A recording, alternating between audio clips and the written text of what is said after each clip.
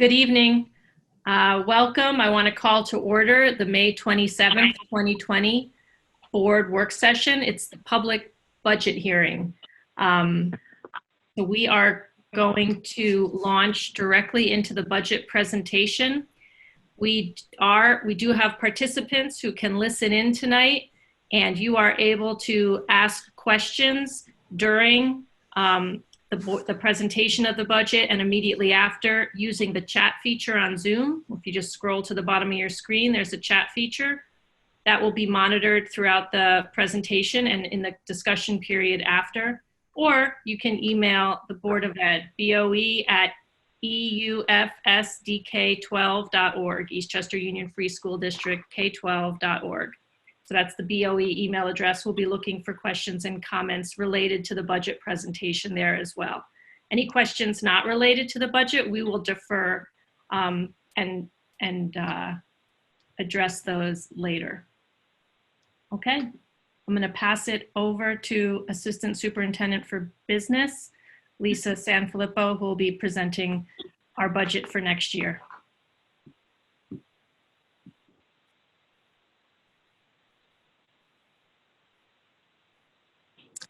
Okay, can everyone see it? Yes. And Yes. good. Okay. So the first slide, we're going to take a look at the tax cap calculation. So the calculation works by a formula set by the state, and we start with the tax levy from this year. We multiply it by our tax base growth factor, which is based on assessed value in the district, and that is the state. We then back out the exemptions from this year, our capital tax levy and our transfer to capital funds from this year's budget. That brings us to the prior year tax levy limit. To that number, we multiply it by the allowable levy growth factor, which is the CPI, or 2%, whichever is less. This year, the CPI is 1.81%, so that is the amount that we are allowed to multiply the limit by. Then we add in for the 2021 year, the exemptions, which consist of our capital tax levy, which is all our debt service for capital projects only, minus building aid that we receive from the state. And then we add the transfer to capital that we will be levying for next year's projects. So that brings us to a total proposed tax levy change of 1.78%. And that is what is considered our tax cap. And this budget is considered tax cap compliant. So the next slide shows the estimated tax rate impact. So if we take that tax levy and we apply it to the tax levy increase to an estimated tax bill for this year, we can see that the projected annual increase on an average home with an assessed value of $8,900 would be approximately $241 per year. This does not include any STAR exemptions or impact of STAR, and it assumes no change in the total assessed value. We just keep that variable static so that we can assess the impact of this budget increase, the tax levy increase. So for next year, I just have to move my people out of the way. Okay. Our proposed revenue for next year, we'll go line by line. Property taxes are estimated to increase by 1.8% or the 1.78%.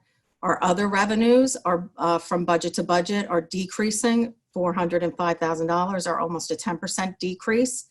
And that decrease is attributed to projected loss in interest and earnings for next year and a projected loss in sales tax.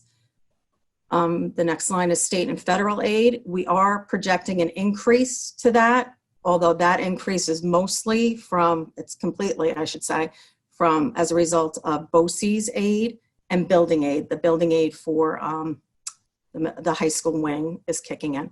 So our foundation aid did remain flat. So the revenue overview just shows how our revenues are broken down proportionately. So 86% of our revenues are generated from property taxes, 4% are from other revenues, 9% are from state and federal aid, and approximately 1% is from assigned fund balance. So the next slide is the proposed expenditures for 2021. So broken down into major budget categories. Under administration, that's increasing 1.3%.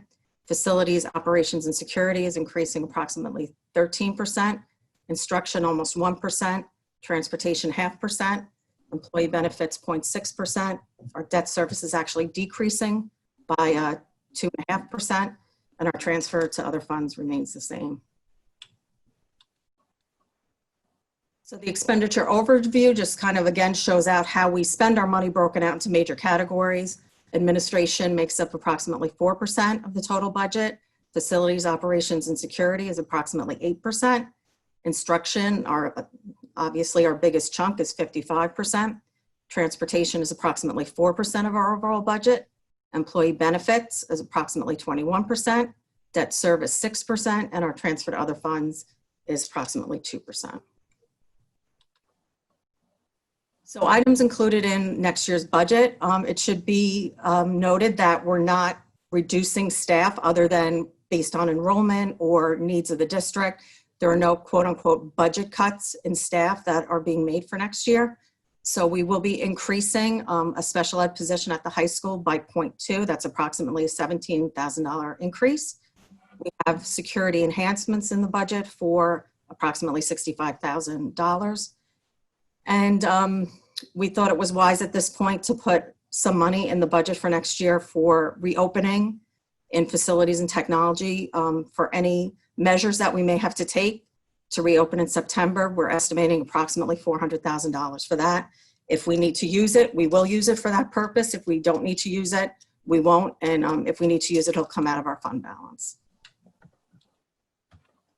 So proposed capital projects for next year, we have a $1.5 million transfer in our capital line. That will be to do a partial roof replacement at the high school and middle school to replace roofs that are leaking, haven't been replaced in a long time.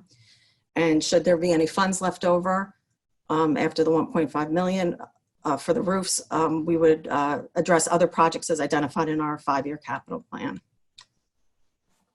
So the budget vote for this year and the trustee election is by executive order. It will be on June 9th by 100% absentee ballot only.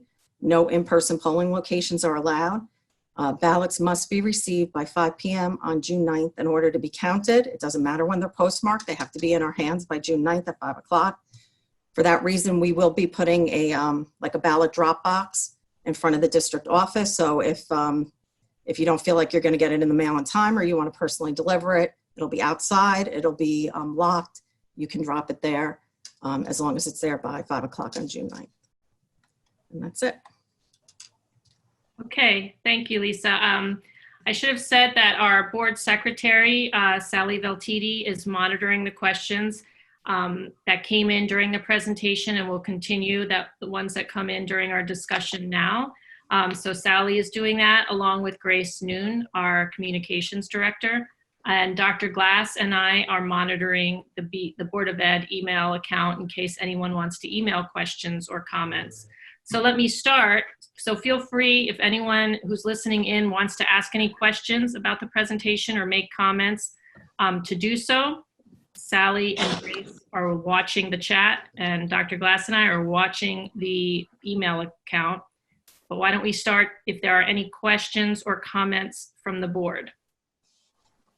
I have a question. Sally wants to start with a question that came in. Yeah. Yeah. Sorry, I think this is just, it's not specific about the board, it's more about the vote.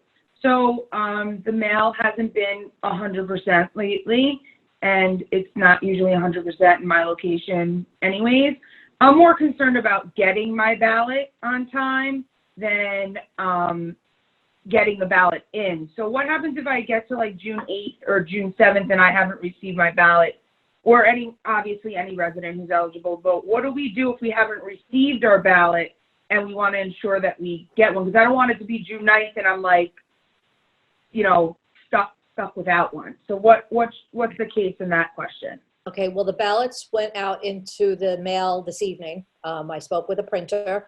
Okay. We made first-class postage so that it would not get lost in the shuffle. It wasn't going into bulk mail. We wanted to ensure that it was delivered in a timely manner. If they're not received by midweek next week, they can call 914-469-7080, and we'll make arrangements to get them a replacement ballot. Okay, thank you. There are a limited number of ballots, so please be mindful if these requests are coming in. I could not produce or provide ballots to everyone again, you know what I mean? Mhm. Thank you, I appreciate it. You're welcome. And there will be a drop box for dropping off the ballots, correct? Yes. Will the drop box be emptied every day? Yes. Okay. And it will be in front of the district office by Yes. the high school campus. And the ballots will be secure in a secured location, locked in a secured location. Okay. I do see we have a couple questions that came in. Oh, through the Board of Ed, Cheryl, do you guys want to go first? or- No, nothing on. I Nothing. have one budget question. Great, go And- Vito. and I think I know the answer to the question, but it's for Lisa, obviously. And it's regarding the $400,000 startup cost that we're allocating in the budget for opening school. And my question is, that is budgeted as a line item in the budget. And when you made the comment that if we spend anything, it would come out of fund balance, just so that I understand this correctly, we are budgeting over the limit on the fund balance this year, correct? The limit of 4% that we're always limited to, this year Right. we're budgeting a little bit higher than that? Right. See, I mean, you don't really budget for that. You project that, right? So Yeah, we're obviously, projecting- right. we're projecting to have closer to 6% in fund balance at the end of this year. Again, that's all subject to change, things Of course. changing But constantly, but My real question was kind of for the public to understand that it's not like if we need to spend the $400,000, we're going to eat into our 4%, that we have budgeted enough money in there that we anticipate we should be okay. right. Now, I mean, look, there's no guarantee that we're not going to eat into our 4%, but the plan is that whatever savings have been generated from the closure for this year will remain in our unexpended, unallocated, unreserved fund balance to be carried forward to next year and to fill any gaps or budget shortfalls that may come from state aid cuts, from sales tax turning out worse than we're projecting, from interest not materializing, for any other reason. We're hopeful that we will have enough fund balance left over from this year. And if we must cut into our 4%, we'll do that to make up any revenue shortfalls next year. Okay. I know one of the questions that I saw pop up was how would we deal with reduced state aid, and I just wanted you to explain that. Right. So to, anticipate any other questions. So I'm done. Thank you. Okay. Thank you. Okay, so if you would like me to start with the questions, I'm going to read the person who wrote it. Some people have screen names, some have other, and please, everyone who's watching, forgive me if I do not pronounce your name correctly. Should be able to with my last name, but please forgive me. So Paul Mangione wrote, since it's expected that due to COVID-19, the state aid will be significantly below the 8.2 million, what is the plan if state aid comes in at 7 million or 6 million or 5 million, et cetera? Right, so as we just discussed, the plan is that we will have generated some savings from this year, approximating at least 1.5 million, and that will be used to fill any gaps that materialize for next year, whether it be at state aid or sales tax or whatever the case may be. We understand that this is a one-time infusion to close the budget for next year, but we're hopeful that by this time next year, perhaps things will have improved. And, there's also the possibility, I know that Governor Cuomo is waiting to keep the federal government regarding funding of state and local governments. I believe that at this point, he's counting on that for what that's worth. But If that should materialize, it could help us in the state aid for next year. So we just have to wait and see what happens with that. I think it's also fair to indicate that estimates that we have of any potential reductions in state aid, most of those estimates from, your colleagues around the state and others have indicated, wouldn't indicate dramatic reductions. They may be on the magnitude of a 20% or something like that, which we've accounted for in these estimates, and even a little bit more than that would be able to be covered by that savings generated this year that Lisa mentioned. So also apparently, I saw something today that talked about that there's a movement afoot, I guess, to get some of the federal money that we received and then Cuomo took the pandemic adjustment for, that some of that has to go to the private schools. Right. So is Cuomo, obviously I don't expect you to know the answer, but I would hope that if we had to give part of that $80,000 to private schools, that we would then have our adjustment adjusted to give some of it back to us, although I doubt that would happen. My expectation too would be that he would do the same thing with whatever money he gets from the feds. He would be basically taking off what he would give from the state aid, give it as Fed money, and then just again, if the feds require us, because it sounds like it's Betsy DeVos who's going to be making that push by regulation, that we might lose even part of that due to Cuomo's adjustment. So we have to be careful that even if we got federal money, we might get part of it and not all of it, and yet he's going to adjust for all of it. That's correct. Rob, where We did don't know you that yet. hear that we would have to be supplying aid to private schools? Betsy DeVos is about to come out with the regulation that requires that some of that federal money that goes to private schools, because that's her interest, obviously. Well, that would be the federal money that was allocated through the CARES Act, not the federal money that was sent to Eastchester schools. No, it's that $80,000 part that we got. We got $80,000 from the feds through Title I, and part of that money is what they're saying, and probably would apply to whatever additional money we get. The money would have to go to the private schools, and so to make up for their shortfalls. So that's what they're talking about, that it's going to follow like the Title I allocations and the process, because right now we do receive title money from the federal government, and we do have to make an allocation to the private schools that are within our district. Granted, there's only one, I believe, so it's not that we have 10 or 12 private schools, but still, that wasn't made clear, certainly not on the state runs. It made no indication.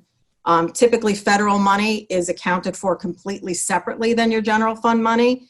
And the state aid runs certainly did not reflect that. They showed it as a regular state aid payment coming in as a revenue stream. It's made no mention of having to allocate any of those funds to private schools. So there's a lot more information that still needs to be ironed out and passed along.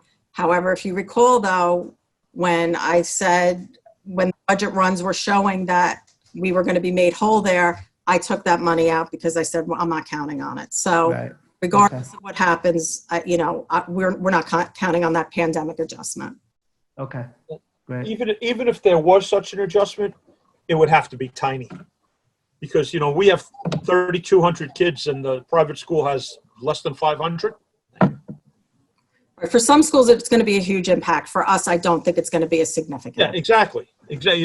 If you had Stepanak in your district, that might be a big difference, But, we have an elementary school that's got, 300-400 kids. I don't know how many they have. I'm just guessing. Right. So that's 10% of ours. So even if it was on a per head basis, you're talking about $9,000, $8,000. I wouldn't worry about it. So if Okay. Paul wants to follow up, you can certainly follow up if you have other additional questions related to the answer that you received. That's for Paul. Sally, do you have any other questions? Yes, we had another question come in from Al Krisky. I'm sorry, again, if I pronounced your last name wrong. Can you elaborate in more detail on the savings from this year that is being counted on for this budget? Sure. So due to the closing, we've had a lot of expenditures that were budgeted that we just simply didn't need to spend. An example would be transportation. We have reached agreements with our transportation providers that we will be providing 50% of what the regular rate was going to be in order to enter into a contract, have them extend their contract for next year to ensure that we have transportation for next year. So we have significant money left in transportation. We have been paying no overtime. Nobody's been working overtime. We haven't been paying substitute teachers. There are some other items I'm trying to think off the top of my head that they're just expenses that we didn't incur. Utilities. Oh, I'm sorry. Yes, utilities, electricity, water, everything. Those are big numbers. So they've generated a significant savings from our budget for this year. And so we will just take that money and roll it over to next year.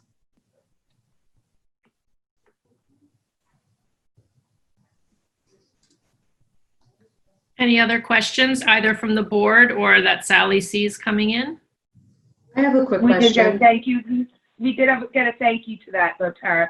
Thank you for that busing as you appreciate all that you are doing in these crazy times. So thank you, Al, also for busing. Lisa, go ahead, Tara. I'm sorry. So my quick question is, I'm glad that there's money allocated for the special needs population. What is it, 17,000, Lisa? For an Yes. additional 0.2 position? Yes. If needed, is there any more money budgeted if this needs to become a full-time position? Well, right now it's a 0.8 person. It's a 0.8 FTE. So we're bringing it up to a 1.0. Okay, perfect. Thank you. I have a question. What is our kindergarten projection for next year? And are we projecting the same number of sections, additional, less? So we're projecting and we're budgeting the same number of sections. As of, I checked with Roe last week or so, we're trending about the same place we were last year. We never know if that's going to hold as we get closer. Sometimes we're trending and then it jumps up. So all I can say is right now we're trending comparable to where we We're are. okay. We're okay. Okay. Thank you. Mm-hmm. We have a follow-up question from Paul. If there's a shortfall that is not covered by the 1.5 million carryover from this year, does the district have the ability to do a bond offering to make up the difference? And what part of the year can such an offer be voted on? So if we don't have enough from this year to make up any gaps for next year, we will go into our 4% fund balance. So we still have a significant cushion should we need to dip into our fund balance. I believe the only time you can borrow money is it's called for a budget note. And I believe that's if we set the budget at 88 million and we need to spend 89 million for some reason, we can borrow that $1 million difference. I don't believe you need voter authorization for that, but I would have to check on that. So we're not really coming at this from we're looking to spend more. We're looking at we may have a revenue deficit, in which case we would tap into our fund balance. And with the bond, you would never go, you only go to bond for capital improvements, right? Well, you can go to bond for several things. You can go to bond for tax certiorari refunds, which is something that you can bond without voter authorization. You just need board authorization for that. And if you are in a circumstance where you need to spend more than what your voters authorized, you may be able to go get what's called a budget note. But I've never done that before. I don't know the intricacies of that.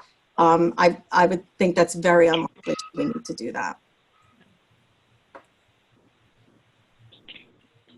We do have a follow-up question from Al, but it's not directly budget related. It's more about the security bond. Would that be something that we'll take down and get back to him? Or I can see the question and I can answer it simply and directly. Okay. It's sort of related to this topic.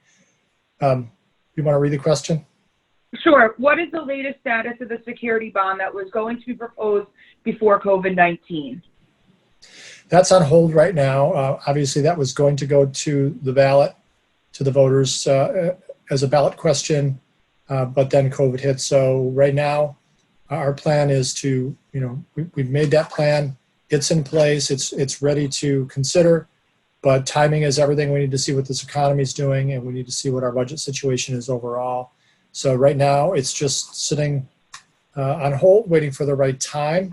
And then if we get new information down the line that would cause us to reevaluate that, proposal, we have a committee put together who could help us do that rather quickly. Right now, our plan is to keep it whole and just wait for the right time and see what the economy does. Yeah, two thank yous. Any other questions or discussion from the board about the budget? Oh, I see another question came in. Okay. This is from Linda S. If the schools do not open in September or are delayed, what would happen to the additional $400,000 allocated you've set aside?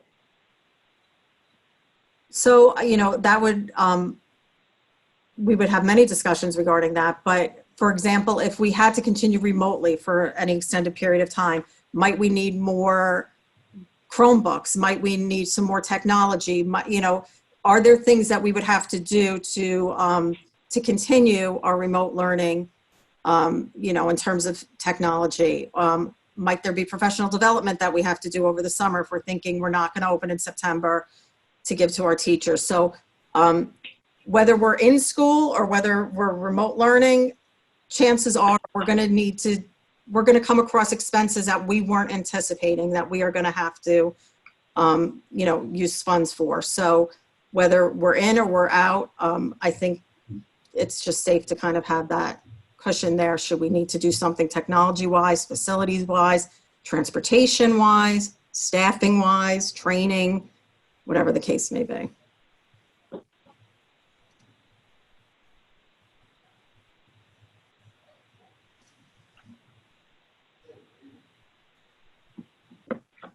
It's a good question. Anything else? I'm just checking the email. Nope, nothing else has come in. Okay, great, thank you. Thank you for the budget presentation and information. Lisa, thank you to all the community members who have logged on to listen and for those great questions. You can continue if you want to submit any questions. We can circle back around to them at the end of the meeting. We have a few business items to attend to. So please get out the vote. Your ballots are in the mail and you can submit them by mail if you mail them early enough, or bring them in person to the drop box at the district office. Any additional questions, you can always reach out to the Board of Ed email account. Okay. So be it resolved that the Board of Education approves the minutes of the May 19th, 2020 meeting. Be it resolved that the Board of Education hereby approves the contract amendment regarding insurance limits with Freeman Mechanical, Inc., and that the Assistant Superintendent for Business is authorized to sign the amendment on its behalf. And be it resolved that the Board of Education hereby approves the following election inspectors, chairpersons, and registrar for the vote on June 9th, 2020 as attached.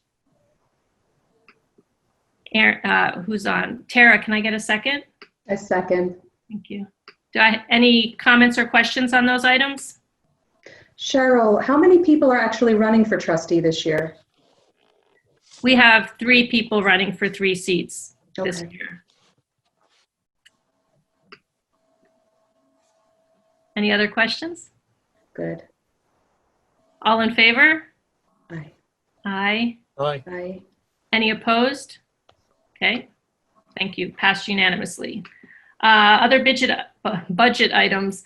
Be it resolved that the Board of Education ratifies the 2020-21 budget for the Westchester Putnam School Boards Association in the amount of $267,329. And be it resolved that the Board of Education approve one vote each be cast for Westchester Putnam School Boards Association slate of 2020-2021 officers and members of the Board of Directors. I will attend the meeting tomorrow and cast that vote. And thank you and congratulations and thank you to our own Erin Murray for joining the Board of Directors. Can I get a second on that, Rob? Second. Questions or comments? I was Thank going you, to abstain Erin. on that, but I'm not going to because Erin is on it. It's really nice to have someone from Eastchester on the Board of Directors. So yeah, thank you, Erin. I'll echo. I was asked to move the slate tomorrow at the meeting since we had a member who was running. So that's nice. That's nice. I was on the Judah might have been the WNBA board a last few one. years ago. It's a very rewarding experience. So congratulations, and I look forward to having you on there. That's exciting. Thank you. Great. All in favor? Aye. Aye. Any opposed? All right. Both items passed unanimously. Future meeting dates, Tuesday, June 9th and Tuesday, June 23rd, the last two meetings for this school year. Are there any additional comments or questions that came in from the public? No, No. Okay. there are not. I have a question on the June 9th meeting. Yes. Budget days, we always do it like at 9 o'clock at night because there's no physical polling. What time are we going to do our meeting? I assumed it was at 8 o'clock. Yeah, okay. Am I right about that? Yeah, so think we so. will start the meeting at 8 o'clock. It all depends on, typically the polls close at 9 o'clock and we accept, Well, you could accept votes until 9 o'clock. No. What is your What I'm public? saying- what is- we may not be done counting by 9 o'clock. No, I know that. Right. But, we're not approving the budget that night because you're not going to have any votes counted. Well, Right, so we are. what- We're going to start counting them at 5 p.m. and we intend on staying as long as it takes to get Well, the what ballot. what time is the last time someone could submit a ballot? 5 5 p.m. o'clock. 5. 5 o'clock. Okay, that was kind of Yeah. public- also in my question. Okay? Right, so we'll have the meeting at 8. We'll see where, we'll have an agenda. We'll see where we are in the counting. I think we would know at that point if it's going to take us another hour, another 3 hours, have to continue the next day. But we'll know better at that point, When do you start counting? At 5 o'clock? 5 o'clock. 5 o'clock. I personally think you should probably do it at 9 o'clock then, because I'm not sure you're going to have enough time. I mean, you're also assuming it's going to be close Oh, the one way or the meeting. other. It may be such a disparity one way or the other that you'll have an idea by 8 o'clock. Rob, with mail-in ballots, I bet you're going to get like 1,500, 2,000 ballots to count. And you're not going to get the 600 you get in the machines. I'm telling Well, you. it's speculation, isn't it? We've never done this before, so. Yeah, so it's a guess. I could be dead wrong, but if I'm right, there's no way you're going to count 2,000 ballots between 5 and 8 o'clock. It's not You know, going to happen.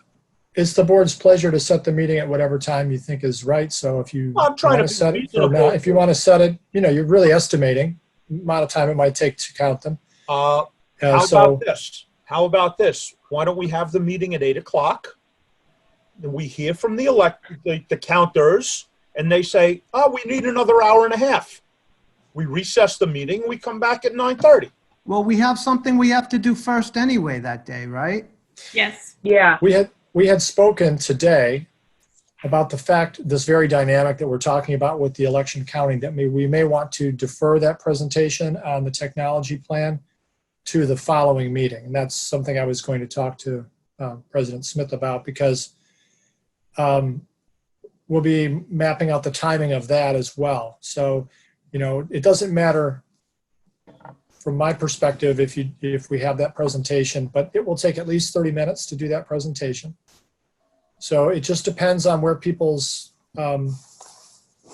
how much our attention might be consumed, with the vote, and whether it's, where the status of the count might be. We wouldn't want that to distract from this really important presentation on our technology audit. So Don't we We can do also it have a either way. discipline issue we have to address? We have exact. We have an You do exact. have that in prior. exact, yes.